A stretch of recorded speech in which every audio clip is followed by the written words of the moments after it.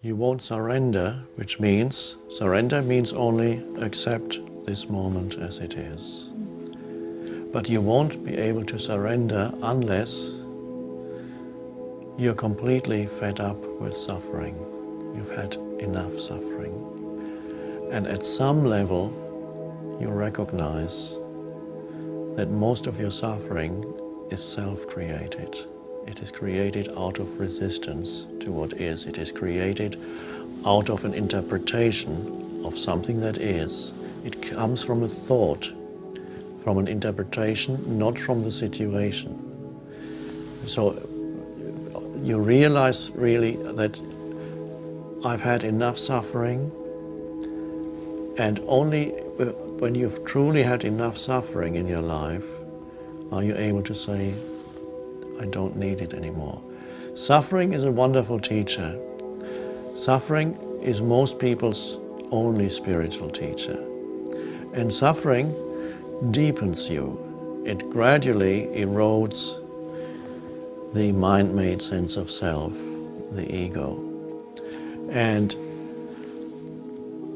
for some people, the point arrives where they realize, I have suffered enough. And that, for example, is the case with almost all the people who come to a retreat. If you ask them, they've all had their share of human suffering.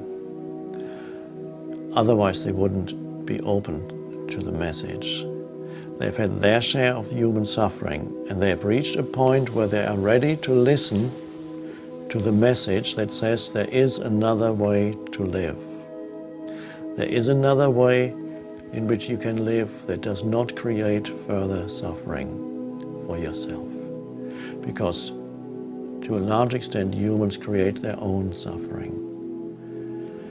And so, when you are ready to hear that message, and that's really the message that is in every religion, that's the message, the central message of Buddhism is the end of suffering. And even the central message of the teaching of Jesus is finding the pearl of great price, finding the kingdom of heaven that is within you here and now, as Jesus says. And that, of course, is the end of living in a state of suffering.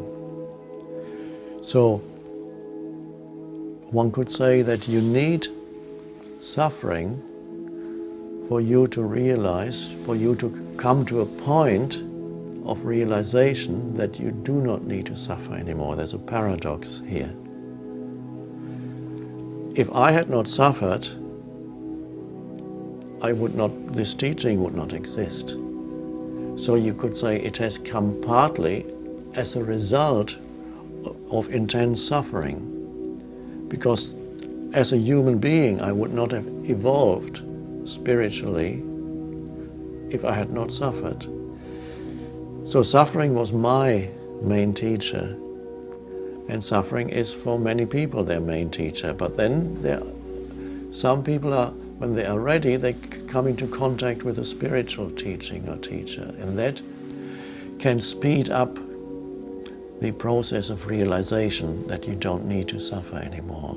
You're ready to hear that.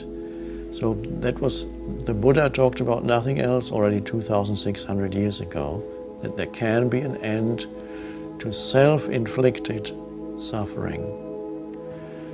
And when you don't inflict suffering on yourself anymore,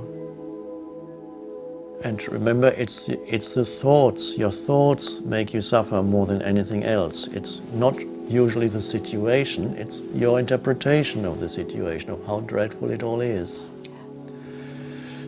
And so when you see that, then you see there is another way to live in which I no longer mentally argue with what is. And that's the end of self-inflicted suffering. And if I no longer inflict suffering on myself, I no longer inflict suffering on others, because the two go together.